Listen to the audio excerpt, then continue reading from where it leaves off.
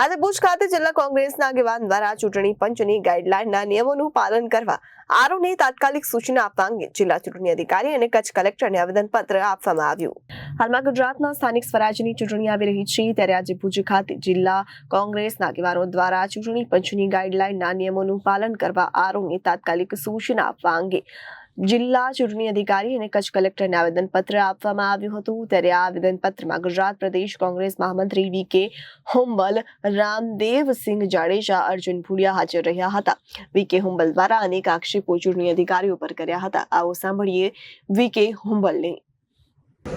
આજે અમે બધા કોંગ્રેસનું ડેલિગેશન અત્યારે આપ સૌ જાણો છો કે કચ્છ જિલ્લામાં ગ્રામ પંચાયતોની ચૂંટણીઓના ઉમેદવારી ફોર્મ ભરવાના સમય ચાલી રહ્યો છે અને એમાં જે વિષમતાઓ છે, દરેક તાલુકાઓમાં અધિકારીઓ અલગ અલગ નિર્ણય લઈ અને મન ફાવે એવા નિયમો બનાવી અને ઉમેદવારો પાસે ડોક્યુમેન્ટ માંગવામાં આવી રહ્યા છે, જેના અનુસંધાને અમે આજે કચ્છ આપણે ગ્રામ પંચાયતોના જે જિલ્લા ચૂંટણી અધિકારી છે ચૌહાણ સાહેબને એમને રૂબરૂ મળી અને એક આવેદનપત્ર આપ્યું છે।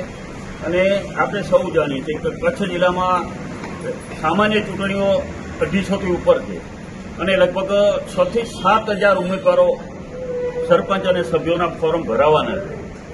ત્યારે અમે અગાઉ પર રજૂઆત કરી હતી કે ઉમેદવારોને હેરાનગતિ ન થાય, કારણ વગરના ડોક્યુમેન્ટ કે આધારો ન માંગવામાં આવે, પરંતુ ઘણા બધા તાલુકાઓમાંથી અમને ફરિયાદો મળી કે જે તે તાલુકાના ચૂંટણી અધિકારીઓ છે એ નિયમથી બહાર જઈને જે રાજ્ય ચૂંટણી પંચે નિયમો બનાવેલા છે એના વિરોધમાં જઈ અને પોતાના નિયમો બનાવી અને ઉમેદવારો રિપોર્ટર કેતન સોની, જનાદેશ ન્યૂઝ, કચ્છ।